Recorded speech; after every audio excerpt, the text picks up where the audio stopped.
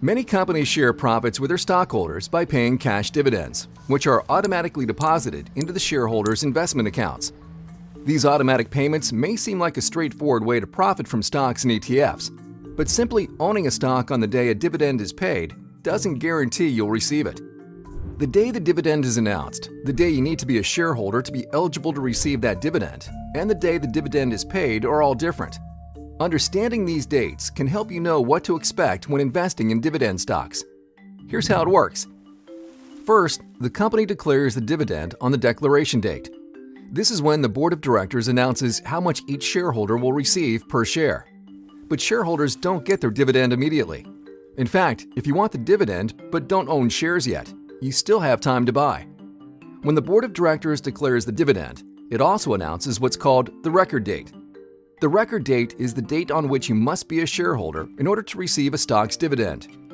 To make sure shareholders get the dividends they're entitled to, the exchange that the stock trades on sets a cutoff called the ex-dividend date. The ex-dividend date is typically the same day as the record date. If you want to receive a stock's dividend, you have to buy shares before the ex-dividend date. After the record date, shareholders still have to wait for payment.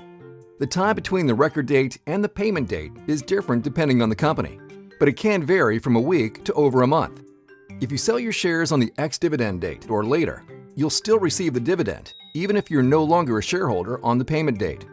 So, let's say a company declares a high dividend payment. Does it pay off to purchase the stock before the ex-dividend date? Well, maybe, maybe not.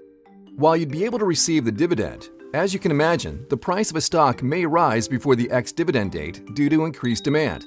On the ex-dividend date, the price may drop.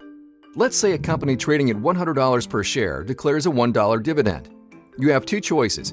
You can either buy its stock before the ex-dividend date to get that dividend, or you can wait until the ex-dividend date or later. But neither outcome is guaranteed to be more profitable than the other. This is because, in theory, the stock price should drop by the same amount as the dividend payment. So, in this example, if the company is giving away $1 of its income per share, its market price would hypothetically adjust to $99 per share.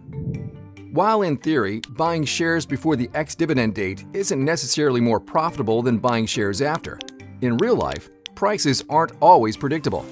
If you hear about an upcoming dividend payment and want in on the action, you'll need to know when the company's ex-dividend date is. So remember, do your research and stay up to date when buying investments that pay dividends.